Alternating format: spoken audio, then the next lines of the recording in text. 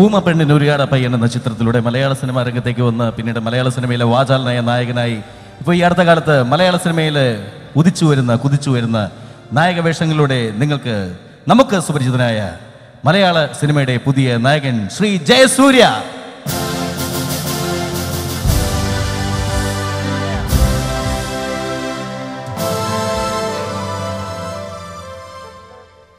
എല്ലാവർക്കും വിനീതമായ നമസ്കാരം. ഇന്ന് ഈ വേദിയിൽ വന്ന് നിൽക്കുമ്പോൾ സന്തോഷവും ദുഃഖവും ഉണ്ട്. പ്രോഗ്രാമിൻ്റെ ഏറ്റവും വലിയ വിജയമെന്ന് പറയുന്നത് നേരത്തെ പറഞ്ഞതുപോലെ നമ്മുടെ നമ്മുടെ നാട്ടുകാരുടെ നല്ലൊരു കയ്യടി തന്നെയാണ്. ഇനിയുള്ള പ്രോഗ്രാമിനും നല്ല കയ്യടി വേണം. മലയാള സിനിമയിൽ ഇന്ന് നായകനേക്കാൾ ഒരു പക്ഷേ കയ്യടി മേടിക്കുന്നത് കോമഡി താരങ്ങളാണ്. സലിമേട്ടനും അതുപോലെ തന്നെ ഇന്നത്തെ ട്രെൻഡായ നായകനായ കൊമേഡിയനായ ക്യാരക്ടർ ആക്ടറായ ചിലപ്പോൾ നാളെ വില്ലനായേക്കാവുന്ന സുരാജ് വെഞ്ഞാറമൂടിനെ അഭിമാന പുരസ്സരം ഞാൻ ക്ഷണിക്കുന്നു ഈ വേദിയിലേക്ക്.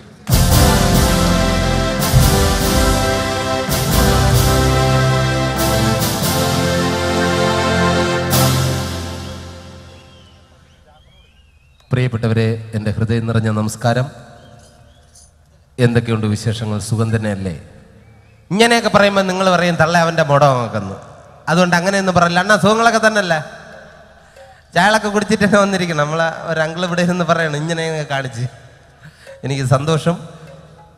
എന്തായാലും ഈ ഒരു വലിയ ഉത്സവത്തിൽ പങ്കെടുക്കാൻ കഴിഞ്ഞാൽ എനിക്ക് അതിയായ സന്തോഷമുണ്ട്. നിങ്ങൾ കണ്ടതും കേട്ടതുമായ ചില നമ്പറിലേക്ക് കടക്കുകയാണ്. കാരണം ഇത് കൂടുതൽ സംസാരിച്ച് ദീർഘിപ്പിക്കാത്തത് ഇനിയും ഒരുപാട് പേര് ഇവിടെ വെയിറ്റിങ്ങിലാണ്.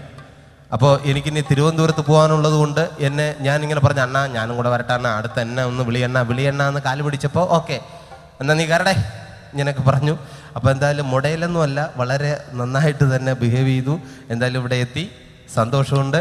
ഇനി നിങ്ങൾ കണ്ടത ചില നമ്പറുകൾ ഞാൻ അവതരിപ്പിക്കുകയാണ്. അതായത് സിനിമാ താരങ്ങളുടെ ശബ്ദമാണ്. ഈ സിനിമാ താരങ്ങളെ എങ്ങനെ പഠിക്കാം, അതിപ്പോൾ യൂട്യൂബിലും അതുപോലെ തന്നെ പല പ്രോഗ്രാമിലും ടി വിയിലൂടെയൊക്കെ നിങ്ങൾ കണ്ടതാണ്. എന്നാൽ ഇവിടെ വന്ന സ്ഥിതിക്ക് നിങ്ങൾക്ക് വേണ്ടി അത് ഞാൻ ഒന്നുകൂടി ആവർത്തിക്കുകയാണ്. എൻ്റെ കൂടെയുള്ള അവതരിപ്പിക്കാനായിട്ടുള്ള സുഹൃത്തുക്കൾ ആരും വന്നിട്ടില്ല, ഞാൻ മാത്രമേ എത്തിയിട്ടുള്ളൂ. അത് കാരണം ഞാൻ ഒറ്റയ്ക്ക് പെർഫോം ചെയ്യുകയാണ്.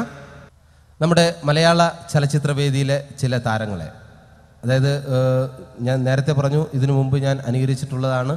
ഇപ്പോൾ നരേന്ദ്രപ്രസാദ് സാറിനെ ഏത് താരങ്ങൾ വേണോ നമുക്ക് ഈസി ആയിട്ട് ഇമിറ്റേറ്റ് ചെയ്ത് പഠിക്കാം. നിങ്ങൾക്കും നാളെ മിമിക്രി ആർട്ടിസ്റ്റുകളാകാം, നേരെ സിനിമയിലേക്ക് വരാം.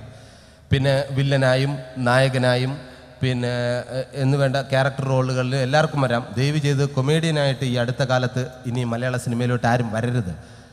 വലിയ ദിവസമൊന്നും വേണ്ട, ഒരു 10-15 വർഷത്തേക്ക്, അല്ലെങ്കിൽ ഞാൻ ചത്തതിന് ശേഷം വന്നാൽ മതി. ഇങ്ങനെയൊക്കെ പറയാം, അതൊക്കെ വെറുതെയാണ്. പുതിയ ആൾക്കാർ വരുമ്പോഴേ കൂടുതൽ ഇൻഡസ്ട്രി കൂടുതൽ വികസിക്കും. അത് വേണം, ഒരു മത്സര ബുദ്ധി വേണം. അപ്പോൾ നമ്മുടെ നരേന്ദ്രപ്രസാദ് സാറിനെ ഇമിറ്റേറ്റ് ചെയ്യാൻ വളരെ ഈസിയാണ്. നരേന്ദ്രപ്രസാദ് സാറിൻ്റെ കൈകളുടെ ആക്ഷൻ കിട്ടാൻ വേണ്ടിയിട്ട് വേറെ ഒന്നും വേണ്ട, 2 നാരങ്ങ എടുത്ത് കയ്യിൽ പിടിക്കുക, ഒന്ന് എറിഞ്ഞു പിടിക്കാനായിട്ട് ശ്രമിക്കുക. കണ്ട ഇങ്ങനെ എറിഞ്ഞു പിടിക്കുമ്പോൾ കറക്റ്റ് കൈകളുടെ ആക്ഷൻ കിട്ടും. പിന്നെ മുഖത്ത് വരുന്ന എക്സ്പ്രഷൻ, അതിന് വേണ്ടിയിട്ട് വേറെ ഒന്നും വേണ്ട, മുന്നിലിരിക്കുന്ന ആൾക്കാരെയൊക്കെ അസലായിട്ട് കൊഞ്ഞനം കുത്തിയാൽ മാത്രം മതി.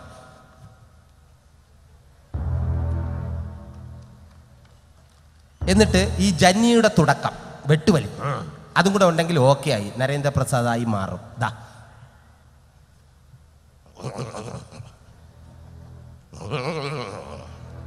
ഇനി പാറപ്പുറത്ത് ചുരുട്ടേറ്റ് പിടിക്കുന്ന സൗണ്ടാ. 16 കൊല്ലം മുമ്പ് നെറ്റി പിളർന്ന് ചോര വീണ പുഴക്കരയിലെ പൂഴിമണ്ണുവാരി കയ്യിലെടുത്ത് ഈ അപ്പനൊരു പ്രതിജ്ഞ എടുത്തിരുന്നു. അത് മാറ്റാൻ സൂര്യൻ പടിഞ്ഞാറന്ന് മുതിച്ചു തുടങ്ങിയിട്ടില്ലല്ലോ. കണിമംഗലം കോവിലകത്തിന്റെ നാശം പൂർണ്ണമാകട്ടെ, അതിന്റെ മേൽക്കൂര നിലംപൊത്തട്ടെ, എന്നിട്ട് ആലോചിക്കാം അപ്പന്റെ വാക്ക് മാറ്റുന്ന കാര്യം. ഇനി എനിക്കൊന്നും പറയാനില്ല, കേൾക്കാനും ആയുസ്സിനു വേണ്ടി ഉറക്കെ പ്രാർത്ഥിച്ചു കൊള്ളുക. ആയുഷ്മാൻ ഭവ. Thank you. ഇനി നമ്മുടെ ഭാവാഭിനയ ചക്രവർത്തി ശ്രീ മധുസാറിനെ ഇമിറ്റേറ്റ് ചെയ്യാൻ ഇതിനേക്കാൾ എളുപ്പമാണ്. കാരണം ഈ പുള്ളിയുടെ ആ രൂപമെല്ലാം ശ്രദ്ധിച്ചാൽ നമുക്ക് മനസ്സിലാവും. മുഖം, പ്രത്യേകിച്ച് ഫേസ് ശ്രദ്ധിച്ചു കഴിഞ്ഞാൽ ഒരുപാട് ഭാവങ്ങൾ പാണ്ഡ്യ ലോറിക്കൊക്കെ വന്ന് മുഖത്ത് തള്ളിയിട്ട് പോകും. ആ മൈന്യൂട്ടായിട്ടുള്ള ഭാവം പോലും നമ്മൾ നോക്കി പഠിച്ചു കഴിഞ്ഞാൽ നമുക്ക് മനസ്സിലാവും എങ്ങനെയാണ് ഇതുണ്ടായതെന്ന്.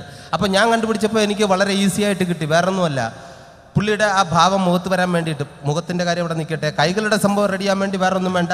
നമ്മൾ സൈക്കിൾ വിട്ടാൽ അറിയാലോ, കൈ കൊണ്ട് സൈക്കിൾ വിട്ടുക. ബ്രേക്ക്, തിരിച്ച് കറക്കുക, റിവേഴ്സ്. ഇനി ഇടത്തെ കാലം ആർക്കും വേണ്ട, അത് എടുത്ത് എറിഞ്ഞ് നടക്കുക.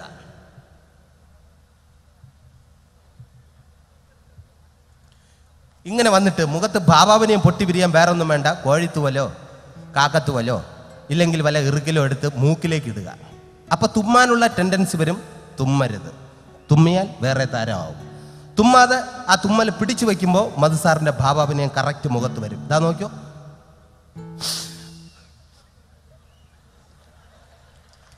തുമ്മിയാ പോയി. തുമ്മരുത്. വീണ്ടും കുത്തുക.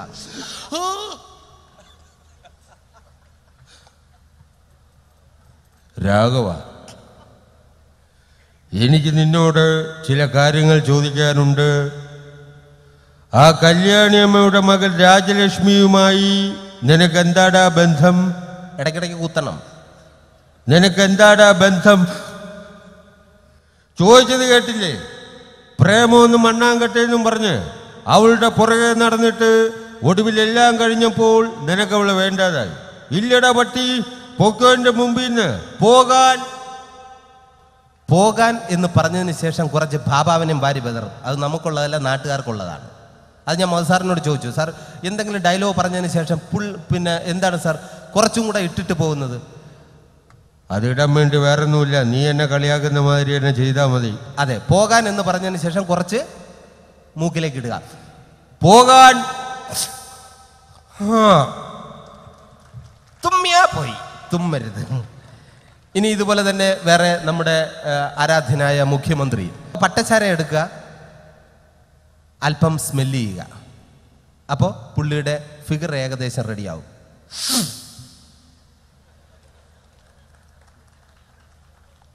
ഇനി ഇത് ഉള്ളിലേക്ക് അല്പം സേവിക്കാൻ ശ്രമിക്കുക. അപ്പോൾ ബോഡി ലാംഗ്വേജ് ഫുൾ ക്ലിയർ ആവും.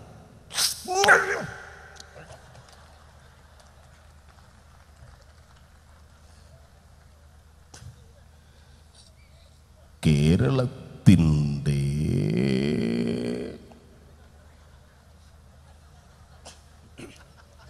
വരുന്ന 1.5 വർഷവും കേരള ടീമിൻ്റെ ധോണി ഈ ഞാൻ തന്നെയാ. പിന്നെ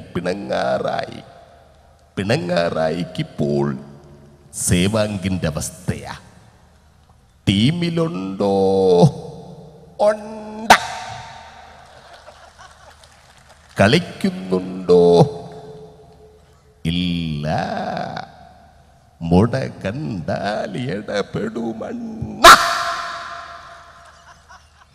ഇത്രയേ ഉള്ളൂ. എവിടെയൊക്കെയാണ് സ്റ്റോപ്പ് ചെയ്യുന്നത്, എവിടെയൊക്കെയാണ് എറിയണമെന്ന് ആർക്കും അറിയാലോ. ഇങ്ങനെ അങ്ങ് പോകും. ഇനി ഇതുപോലെ തന്നെ നമ്മുടെ മലയാള സിനിമയിലെ പിന്നെ നമ്മുടെ എല്ലാം ആരാധ്യപുരുഷൻ ശ്രീ മമ്മൂക്കെ ഇമിറ്റേറ്റ് ചെയ്യാനും വളരെ ഈസിയാണ്. ഒരു ഷൂ ഇട്ടാൽ മതി, അറിയാമല്ലോ. കാര്യമില്ല, ഇല്ലെങ്കിൽ നടത്ത ക്ലിയർ ആവില്ല. ഞാനിത് പുള്ളിയുടെ മുമ്പേക്ക് ഇമിറ്റേറ്റ് ചെയ്തോ പുള്ളി അസലായിട്ട് കൈയടിച്ച് ചിരിച്ചതാ. പിന്നീട് എന്നെ പ്രാവും, അതെനിക്ക് വിഷയമല്ല. പക്ഷെ അപ്പം ചിരിക്കുന്നുണ്ടല്ലോ, നമുക്ക് അതറിഞ്ഞാൽ മതി. അപ്പം ചിരിച്ചങ്ങ് കളയുക. അപ്പോൾ നമുക്ക് ഇമിറ്റേറ്റ് ചെയ്യുമ്പോൾ ഒരു ഷൂ ഇടുക, ആ നടത്ത ക്ലിയർ ആവും.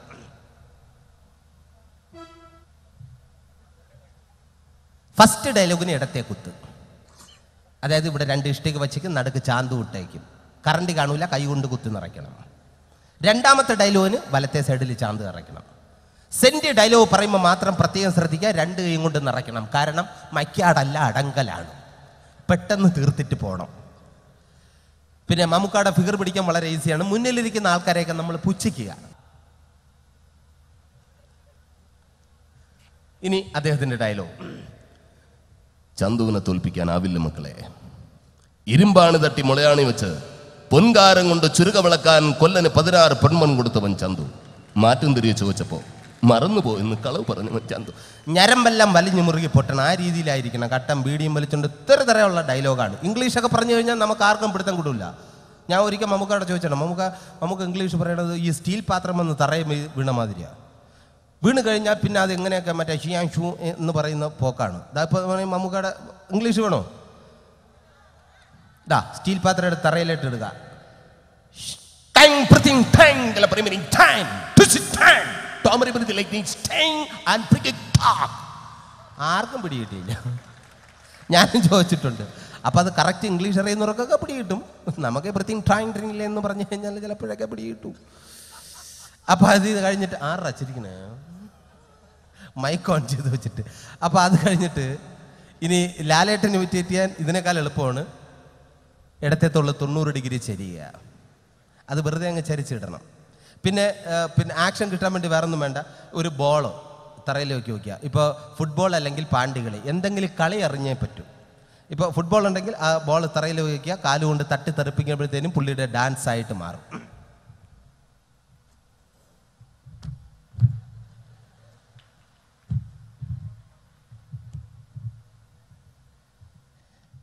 എടോ വീരപ്പൻ എന്ന് പേരുള്ള തേടേരിച്ചട്ടെ, താൻ ആരാടോ നാട്ടുരാജാവ്? തൻ്റെ കളരിയും തരികയുടെ നമ്പരും എല്ലാം ചെലവാകും. അങ്ങ് കാട്ടിലെ ഇത് സ്ഥലം വേറെയാ. ഒരുപാട് കളി കണ്ടവനാ ഞാൻ. ഒന്നിനും പറ്റിയില്ലെങ്കിൽ തന്നെ പച്ചയ്ക്ക് കൊളുത്തിട്ടേ ജഗന്നാഥൻ ഈ മണ്ണ് വിടൂ. നീ പോമോനെ ദിനേശ ചുമ്മാ. സുരേഷ് ഏട്ടനെ ഇമിറ്റേറ്റ് ചെയ്യാൻ വളരെ ഈസിയാണ്. കാര്യം മമ്മൂക്കായ മോഹൻലാലിനെ അറിഞ്ഞു കഴിഞ്ഞാൽ പിന്നെ സുരേഷ് ഏട്ടനെ ഈസിയാണ്. ഇപ്പം ഞാൻ കാണിച്ചു തരാം. എന്താ മമ്മൂട്ടി 25 കിലോ ചാണകം കൊണ്ട് തറയിടുക, ടൈമിംഗ് അനുസരിച്ച് ചവിട്ടുക. മമ്മൂട്ടി ചാണകം ചവിട്ട് മോഹൻലാൽ, വീണ്ടും മമ്മൂട്ടി മോഹൻലാൽ. സ്പീഡാക്കിയാൽ മാത്രം മതി. മമ്മൂട്ടി മോഹൻലാൽ, മമ്മൂട്ടി. കണ്ട, ഇനി എന്ത് ചോദിച്ചാലും വേണ്ട എന്നും കൂടെ പറഞ്ഞേക്കണം.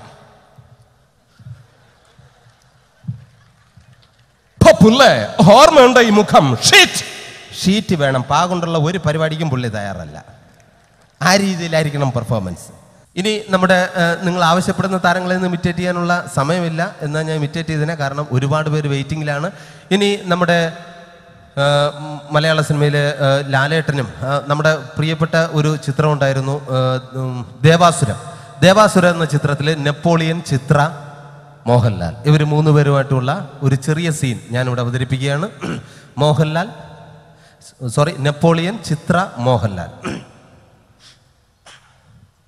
ഒരുപാട് കാലമായടി നീ ഒരു മോഹമായിട്ട് എൻ്റെ മനസ്സിൽ കയറിയിട്ട്. ആദ്യം നീലകണ്ഠൻ, പിന്നെ എൻ്റെ അമ്മാവൻ. ഇനി 7 ആർക്കെങ്കിലും നീ പാവിരിക്കുന്നെങ്കിൽ അതെനിക്ക് തന്നെ ആയിരിക്കണം. അതിനുള്ള യോഗ്യന് ഞാൻ തന്നെ അടി. യോഗ്യത 10 ആളിന്റെ ബലവും ഇരുട്ടിന്റെ മറകവും ഇല്ലാതെ നീലകണ്ഠന് ഒരു ചുക്കും ചെയ്യാൻ തനിക്കാവില്ല. നിർത്തടി. ചത്താലും തീരില്ല അവന്റെ മഹത്വം. അവന്റെ മരണം എനിക്ക് വ്രതമാടി, വ്രതം. നേരെ പോവുകയാണ് മംഗലശ്ശേരിയിലേക്ക്. അവിടെ ചെന്നപ്പോൾ ലാലേട്ടൻ്റെ കൈയൊക്കെ അടിച്ചോടിച്ചിട്ടേക്കുകയാണ്. അവിടെയും പുള്ളിയുടെ പെർഫോമൻസ് ആണ്. ആരുടെ? വില്ലന്റെ. നീലകണ്ഠ, നീ ചത്തിട്ടില്ല എന്നറിഞ്ഞപ്പോഴാ എനിക്ക് കൂടുതൽ സന്തോഷം. ശേഖര, ഞാനെല്ലാം മറക്കാൻ ശ്രമിക്കുകയാണ്.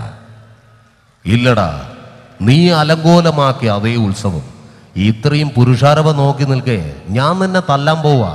പട്ടിയെ തല്ലുന്ന മാതിരി തിരിച്ച് കയ്യങ്ങാൻ ഉയർത്തിയാൽ പടക്കം കത്തുന്ന മാതിരി കത്തും. അത് കഴിക്കും. ഇനി നമ്മുടെ കൊച്ചു പ്രേമേട്ടൻ, ട്രിവാൻഡ്രത്തിൻ്റെ മറ്റൊരു അഭിമാനമാണ് കൊച്ചു പ്രേമൻ. കൊച്ചു പ്രേമേട്ടനെ ഇമിറ്റേറ്റ് ചെയ്യാൻ വളരെ ഈസിയാണ്. നമ്മൾ താല്പര്യമില്ലാത്ത രീതിയിൽ ഇപ്പോൾ ലൊക്കേഷനിലൊക്കെ കഴിയുമ്പോൾ ഞാൻ ചോദിക്കും, ചേട്ടാ നമുക്ക് ഇന്ന് ബിരിയാണി ഉണ്ട്, പോയി കഴിക്കാം. നല്ല ചോറും സാമ്പാറൊക്കെ ഉണ്ടെന്ന്, തൈരും പുളിച്ചേരി എല്ലാം ഉണ്ട്. നിങ്ങൾ അമ്മമ്മ മരിച്ചെന്ന് കേട്ടു. എല്ലാം ഒരേ എക്സ്പ്രഷനാണ്, സൗണ്ടിൽ ഒരു വ്യത്യാസവുമില്ല. അപ്പം ആ രീതിയിൽ താല്പര്യമില്ലാത്ത രീതിയിൽ ഡയലോഗ് പറഞ്ഞാൽ മതി, കൊച്ചു പ്രേമനായിട്ട് മാറും. പക്ഷേ ആ പട്ടിയെ വിട്ടുള്ള ഏർപ്പാട് അതത്ര ശരിയായില്ല കേട്ടോ. പട്ടിയുണ്ട് സൂക്ഷിക്കുക എന്ന ബോർഡ് വയ്ക്കുന്ന പോലെ ഇവിടെ മുണ്ട് പറിക്കുന്ന കുട്ടികളുണ്ട് എന്നുകൂടി എഴുതി വയ്ക്കുന്നത് വളരെ നന്നായിരിക്കും. എന്നാ പിന്നെ ഞാനങ്ങോട്ട്. Thank you. ഇനി നമ്മുടെ പ്രിയങ്കരിയായ ബിന്ദു പണിക്കർ. എടാ അശോക, എനിക്ക് നിന്നോട് ഒരുപാട് കാര്യങ്ങൾ പറയാനുണ്ട്. പണ്ട് ഞാൻ കോളേജിൽ പഠിക്കുമ്പോൾ എനിക്കായിരുന്നു ക്ലാസ്സിൽ ഫസ്റ്റ്. പക്ഷെ റിസൾട്ട് വന്നപ്പോൾ ഞാൻ തോറ്റു. അതെങ്ങനെ? അവറ്റകൾക്ക് എന്നോട് സ്നേഹമില്ലല്ലോ. Thank you. ഇനി ഒരൊറ്റ ചെറിയൊരു നമ്പറോടുകൂടി എൻ്റെ ഈ കലാവിരുന്ന് ഇവിടെ അവസാനിക്കുകയാണ്. നമ്മുടെ മലയാള സിനിമയിൽ പഴയകാല ആക്ഷൻ സൂപ്പർ സ്റ്റാർ ശ്രീ ജയനെ ഇമിറ്റേറ്റ് ചെയ്തുകൊണ്ട് മലയാളത്തിൽ മറ്റ് 2 താരങ്ങളും കൂടെ ഉദയം ചെയ്തു. ഒന്ന് ഭീമൻ രഘു, പിന്നെ ജഗദീഷ്. ഇത് ഞാൻ ജഗദീഷ് ചേട്ടനോട് പറഞ്ഞപ്പോഴും ഭീമൻ രഘുചേട്ടനോട് പറഞ്ഞപ്പോഴും അവരാരും നമ്മളങ്ങനെ ഇമിറ്റേറ്റ് ചെയ്തിട്ടൊന്നുമില്ല എന്ന് പറഞ്ഞു. ഇനി നിങ്ങൾ തീരുമാനിക്കുക ഈ ജയൻ എന്ന വ്യക്തിയെ പുള്ളി ഇമിറ്റേറ്റ് ചെയ്തിട്ടുണ്ടോ ഇല്ലയെന്ന്. ആദ്യം അവരുടെ ശബ്ദം. അവിടെ നിൽക്കാൻ, അവിടെ നിൽക്കാൻ. നീ എന്നോട് പെമ്പിള്ളേരെ ശല്യം ചെയ്യുന്ന അലബലാതി ഷാജി. ഇനി ഭീമൻ രഘു. ഭരണം മിസ്റ്റർ ഇന്ത്യയുടൻ ഈ പരപ്പൂമോനെ പണ്ട് പാലക്കാട് വിക്ടോറിയ കോളേജ് മുതൽ അങ്ങ് കണ്ണൂർ കോട്ട മൈതാനം വരെ പട്ടിയെ തല്ലിയമാര് തല്ലിയതാ. കുറെ കാലമേടാ കയ്യും കാലൊക്കെ ഒന്ന് അനക്കിയിട്ട്. ഇത്ര പറയും, പിന്നെ ലാലേട്ടൻ്റെ ഇന്ന് വേഷാടിയും വാങ്ങിച്ചുകൊണ്ട് പോകും. അത് വേറൊരു കഥ. പിന്നെ വരുന്നത് ജഗദീഷ് ചേട്ടൻ. എക്സ്ക്യൂസ് മീ, ചേട്ടൻ കാര്യമായിട്ട് പറഞ്ഞതാണോ എനിക്കിട്ടൊന്ന് താങ്ങിയതാണോ? വരട്ടെ. ഇനി ഇവരുടെ ആക്ഷനാണ് ഞാൻ നിങ്ങളുടെ മുമ്പിൽ പ്രദർശിപ്പിക്കുന്നത്. ആദ്യം ജയനെ ഇമിറ്റേറ്റ് ചെയ്തുകൊണ്ടാണ് ഇവർ മറ്റ് രണ്ടുപേരും സിനിമയിലേക്ക് എത്തിയത്. ഈ നടത്തയെല്ലാം ആക്ഷൻസ് എല്ലാം കറക്റ്റ് ആയിരിക്കും. അത് ക്ലിയർ ആണെങ്കിൽ മാത്രം കൈയടിച്ചാൽ മതി. ആദ്യം ജയൻ. ഞാൻ പറയുകയാണ്, ആദ്യം ജയൻ, അല്പക്കൂടെ സ്പീഡ് ഭീമൻ രഘു, അല്പക്കൂടെ സ്പീഡ് ജഗദീഷ്. ക്ലിയർ ആണോ നോക്കൂ. ആദ്യം ജയൻ.